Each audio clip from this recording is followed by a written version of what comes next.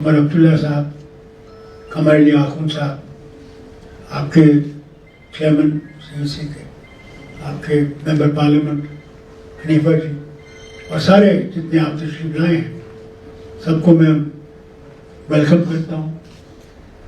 مگر یہ بھی آپ سے کہوں, اگر کہ انہیں دیواریں کھڑی کر دی ہیں, مگر وہ اللہ اپنے وقت میں ان دیواروں کو مٹا دے گا, یاد رکھیں گا. مالک وہ ہے, مالک یہ نہیں. جس دن ہم یہ سمجھے وہ مالک ہے تو ہم اللہ سے دور ہو جاتے ہیں. ہمارا مالک اللہ ہے, وہی طاقت دینے والا ہے, وہی جان لینے والا ہے, وہی دینے والا ہے. ٹھیک ہے, مجھے یاد آتا ہے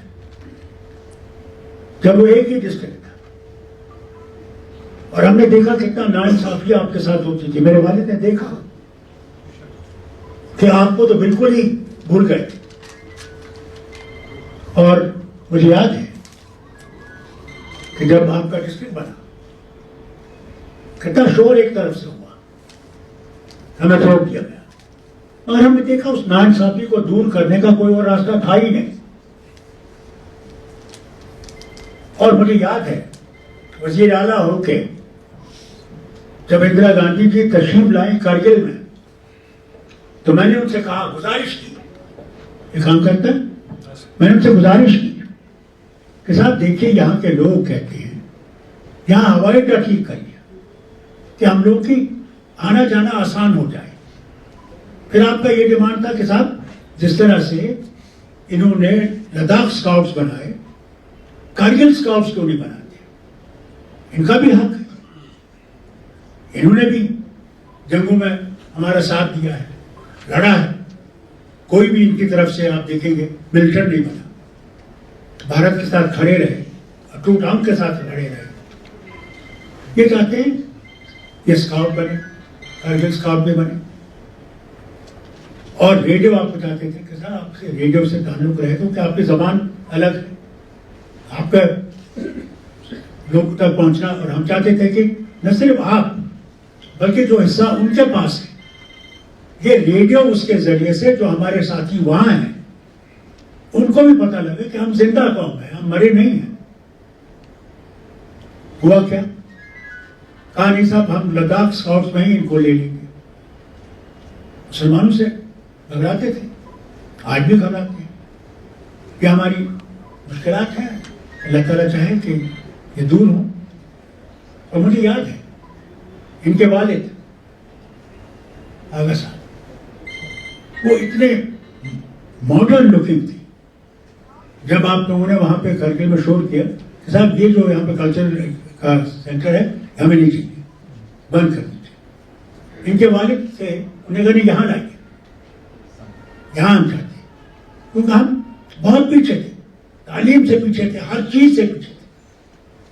اور ان کی نظر تھی آغا صاحب سانپو کی کہ اگر ہم نے ترقی کرنی ہے تو ہم نے تعلیم جو ہے اپنے بچوں اور بچوں کے پاس پہنچانا ہے, تبھی ہم کہیں پہنچیں گے. آپ کا حال کیا تھا؟ سارے افسر باز وہ سری نگر سے ہو, جموں سے ہوں, آپ کا کوئی نہیں, بہت کم پڑھے لکھے. تو کیسے اٹھتے تھے آپ, کیسے اٹھ سکتے تھے؟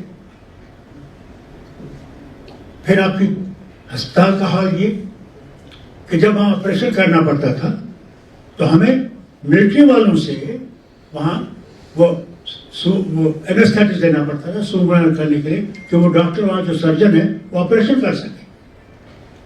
پھر آپ کے لیے ہم لوگوں نے خاص ایک پروگرام بنایا کہ صاحب ہمارے ہسپتالوں میں ان ڈاکٹروں کو 1 سال کی ٹریننگ دیجیے کہ ہمیں ان سے لینا نہ پڑے اور ہمارے خود اینستھیٹکس وہاں پہ ہو.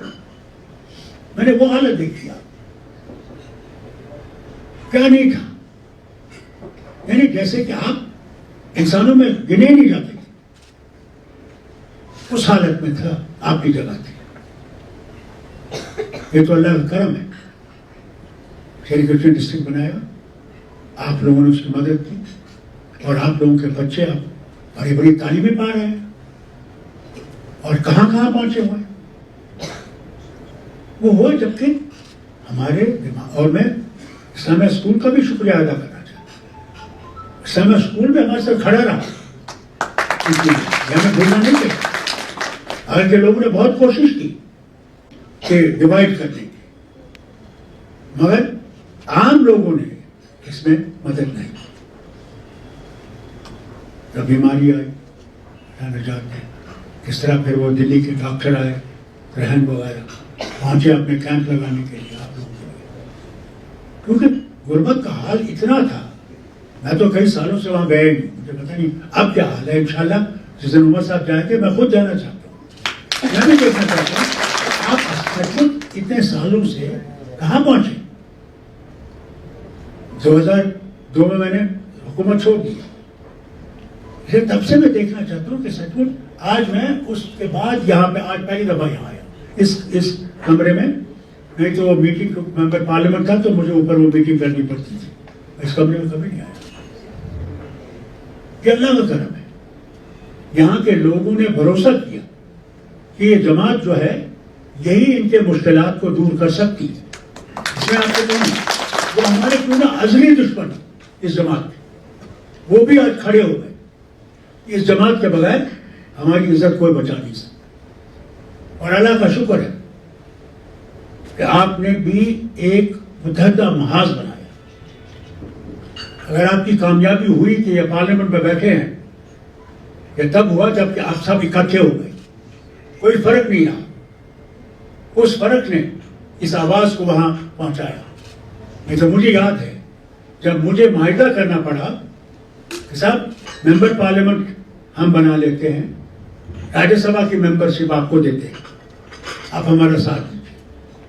تو ہم نے وہ جو ہے ٹک سے نامہ کو اپر ہاؤس میں بھیجا اور اپنی طرف سے یہاں سے ہمارے ڈی ایل جی صاحب آئے گا نہیں ٹھیک. اور ان کی صحت کیسی ہے میرا سلام تو بھیجا کہ آپ کی آواز بھی آئی، کوئی سننے والا تو ہو. جب میں وہاں بیٹھا ہوا تھا اور لداخ کا ایم پی تھا، وہ کیا گیت گاتا تھا بی جے پی کے، میں بیان نہیں کر سکتا. اور جب اس کو ممبرشپ ملی جو کھڑا ہوتا آپ سننا چاہے اسے گیت کیسے، بالکل لٹ گئے. وہ ہر وقت یہ سمجھتے تھے کہ ہم کشمیری جو ہیں ہم ان کے دشمن ہیں، جیسے جموں والے سمجھتے تھے. دونوں کو پتا رہا کہ دشمن کون ہے، کہاں پہ دشمن. آپ لوگوں نے کبھی بھی یو ٹی کی حمایت نہیں کی. میں آپ سے آج بھی کہتا ہوں، جب تک زندہ ہوں یہ کہتا رہوں گا. آپ نے کہا نہیں ہم تو یہاں کے ساتھ ہیں، ہمیں وہاں کے ساتھ ہیں، مگر ان کو وہ لکیر ڈالنی تھی. انشاءاللہ وہ لکیر بھی ختم ہو جائے گی، مگر ہم دلوں کو وہ لکیر نہ ڈالیں، وہ سب سے بڑی بات ہے. ہم نے چلنا اکٹھے ہے. جتنی بھی ہم مدد کر سکے آپ کی ہم کریں گے، انشاءاللہ کریں گے. یہ آپ یقین رکھیے. کبھی بھی آپ کو یہ نہیں رکھے گا کہ ہم الگ ہیں، فرق ہے. یہ کتنی بھی لائنیں ڈالیں ان لائنوں پہ ہم پہ اثر نہیں ہونے والا. اور صرف آپ سے امید کروں گا کہ آپ اکٹھے رہیں گے، متحدہ رہیں گے اور اپنے مشکلات کو کم کرنے کی کوشش کریں، کیونکہ آپ لوگ سچ مچ مشکلوں میں ہیں. فیملی تو آپ بند ہو جاتے ہیں. جب تک وہ ٹنل بن جائے گی، اللہ کرے کہ وہ ٹنل جلدی بنے، آپ کے ساتھ 12 مہینے کا رابطہ رہے. ہوائی اڈے کی اتنی مشکل ہے، ہم کہتے ہیں وہ پہاڑی آپ کے سامنے ہے، وہ ایک مشکل ہے. وہ اگر اس کا کچھ ٹھیک کر سکتے تو وہ جہاز آسانی سے وہاں سے لے سکتا تھا. آپ کو لے جانا پڑتا ہے، پھر وہاں ٹکٹ ہے یا نہیں ہے وہاں پہ رہنا پڑتا ہے. ان مشکلات کا ازالہ ایک ہی طریقے سے ہو سکتا ہے کہ اس ہوائی اڈے کی طرف ہم زیادہ توجہ دیں، اسی طرح سے اس کو بڑھائیں. اور اگر تب تک وہ نہیں ہوتا ہے، اطلاعات ہیں آج کل AN-32 آ جاتا ہے بیچ میں اور آپ کے لوگوں کو لے جاتا ہے، مگر وہ بھی ایک مشکل طریقہ ہے. کوئی پرماننٹ سولوشن وہاں کے لیے ہونا چاہیے. اللہ کرے کہ ٹنل جلدی جلدی بنے اور آپ کا جو سفر ہماری طرف ہے وہ دور ہو جائے. اس کی طرف ہم بھی لگے ہوئے ہیں. ہم کوشش کر رہے ہیں کہ جتنا جلدی. اور مجھے خوشی اس بات کی کہنے کی کہ گڈکری جی خود بڑی چاہت ہے کہ جلد سے جلد یہ ٹنل بنے اور ہمارے فاصلے کم ہو جائے. پھر بھی میں اپنی طرف سے، صاحب کی طرف سے اور ساری نیشنل کانفرنس کی طرف سے آپ کا شکریہ کرتا ہوں کہ آپ تشریف لائے. اللہ تعالیٰ ان کو جو ہمارے ساتھی تھے گزر گئے، چکتن صاحب ہر وقت آتے تھے، ہر وقت اپنا قصہ سناتے تھے، کئی بار کہتے رہتے تھے یہاں یہ نہیں ہے وہاں وہ نہیں ہے، اللہ ان کو مغفرت کرے، وہ بھی ان کی بہت چاہت تھی کہ آپ کا علاقہ اٹھے، ان کی غریبی دور ہو، اور آپ کے یہاں بھی بیکاری زبردست ہو، پڑھے لکھے بیکار۔ اب ہم اپنی طرف سے ان کے ساتھ پارلیمنٹ میں شور کریں گے انشاءاللہ، کہیں گے بھائی جب تم لوگوں نے اس کو ڈیوٹی بنایا ہے تو ہمارے وہ کہاں ہیں، ہمارے حق کہاں ہیں، کہاں گئے وہ؟ کوئی سننے والا نہیں۔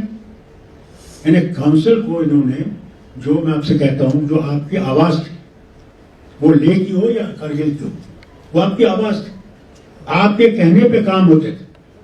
آج تو وہ کاؤنسل صرف نام کی رہ گئی، آج تو جو گورنر صاحب لیفٹیننٹ گورنر صاحب کریں گے وہی ہوگا، آپ کتنا شور کریں وہ سننے والا نہیں، کوئی افسر سننے والا نہیں، تو پھر فائدہ کیا ہے کاؤنسل کا؟ جب تک کہ آپ کاؤنسلر بھی شور نہ کریں تو ہمارے حق کہاں ہیں؟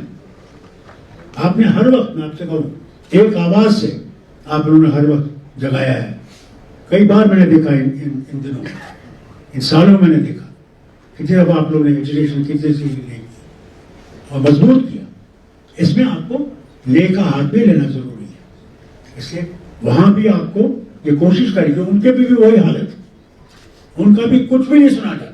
یعنی ابھی وہ آپ گئے تھے، جب وہ گئے وہاں پہ دلی، اور سب لوگ آپ لوگ ساتھی بھی تھے، سنا ہوں نے کچھ بھی نہیں، ایسے آپ ہے ہی نہیں۔ اسی لیے ہمیں سب کو ایجوکیشن کرنا پڑے گا، اپنی آواز سنانی پڑے گی۔ یہ ڈیموکریسی ہے، یہ ایٹوکریسی نہیں ہے۔ اس ڈیموکریسی کو مضبوط کرنے کے لیے ہم سب کی آواز ہونی چاہیے، اور اس وقت بودھ بھی ایسے ہی حالت میں ہے، آپ بھی اسی حالت میں، اسے اس یونٹی کو چھوڑیے گا نہیں، اس یونٹی کو قائم رکھیے گا۔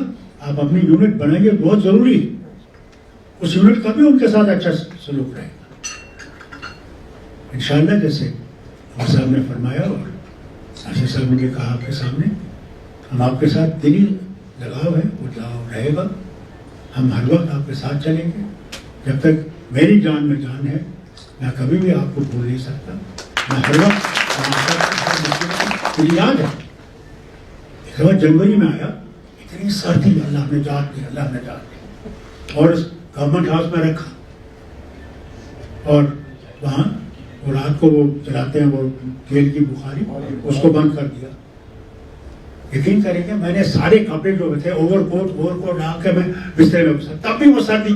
اب میں کہوں یار باہر کوئی ہوگا اس کو کہوں گا یار اس کو بخاری کو چلا، نہیں تو میری جان نکل جائے گی۔